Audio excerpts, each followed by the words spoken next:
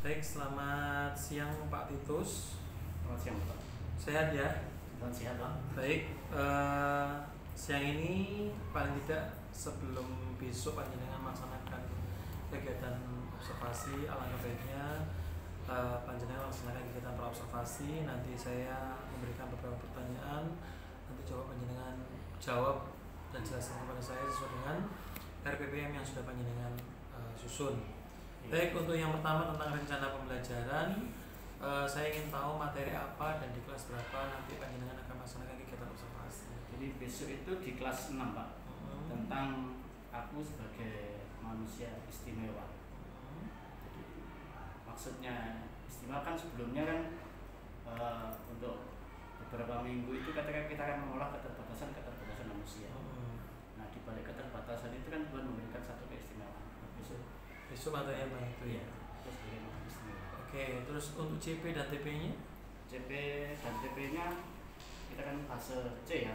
Untuk tujuan pembelajarannya itu memahami bahwa umat manusia termasuk manusia yang meskipun mereka berusaha khusus tapi memiliki keistimewaan. Keistimewaan. Iya. Terus untuk media yang panjenengan gunakan nanti? Medianya video.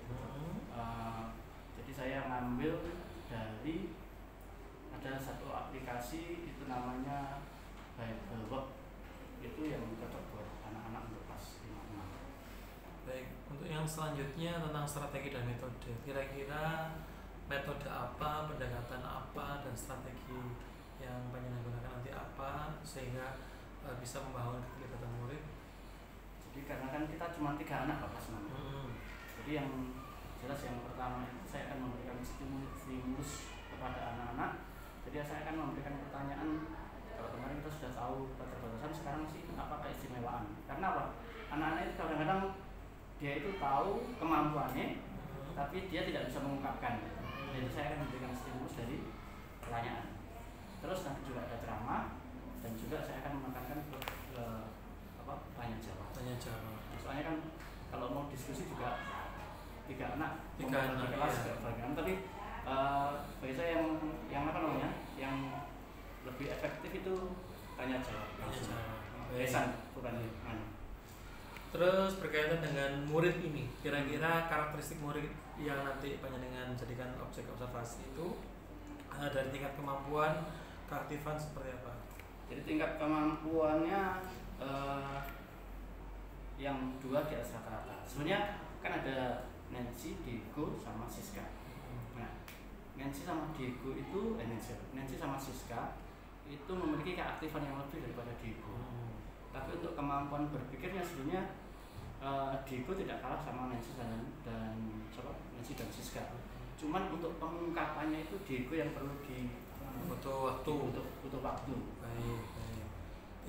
Dari pertanyaan yang saya ajukan nanti juga pertanyaan terbuka aja ya. Iya. Terus dari ketiga itu adakah anak yang berkebutuhan khusus? Saya rasa tidak ada dari ketiga itu. Cuman untuk perhatian khusus yang Diegonya. Baik. Tantangan utamanya itu termasuk. Iya. Baik. Termasuk itu. Terus untuk evaluasi sama Pak. Jadi kadang-kadang kalau kita kasih pertanyaan tertutup itu materi yang harusnya untuk 2-3 pertemuan kalau tertutup ya Pak. Itu 1 pertemuan selesai. Karena ketiga anak. Iya, itu. Terus evaluasi nih, bagaimana cara panjenengan nanti menilai pemahaman murid? Mulai dari formatifnya dari tanya jawab langsung. Formatifnya dalam bentuk apa? Langsung tanya jawab itu, terus nanti ada tugas mandiri. Tugas mandiri itu bentuknya jadi memperbandingkan dirinya keistimewaan dirinya sama orang lain, tapi harus tentang setiap hari. Terus dari keistimewaan itu kira-kira apa yang bisa dilakukan dia untuk orang lain gitu. Oh gitu, baik. Dan yang terakhir nih Pak Tus, harapan apa yang akan panjenengan inginkan atau mungkin panjenengan harapkan dalam pelaksanaan kegiatan observasi besok? Ya, yang pertama jelas mereka meskipun tahu dirinya istimewa, tetap dikoneksikan dengan yang kemarin bahwa mereka itu manusia terbatas dan istimewa, tetap mereka itu harus tetap mengandalkan Tuhan.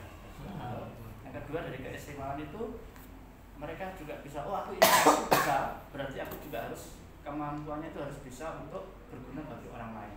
Itu yang terpenting. Baik Pak Titus, saya rasa sudah cukup panjenengan sudah menjelaskan bagaimana pertanyaan demi pertanyaan panjenengan sudah jawab dengan bagus. Besar harapan saya besok bisa terlaksana dengan baik untuk kegiatan observasi. Perlu diingat jangan sampai merugikan guru mapel yang lain. Intinya jangan sampai overtime lebih waktu. Jadi manajemen waktunya lebih diperhatikan lagi ya. Gitu Pak Titus ya. Saya rasa sudah cukup. Selamat siang Pak Titus. Ya, terima kasih Bapak. Selamat siang.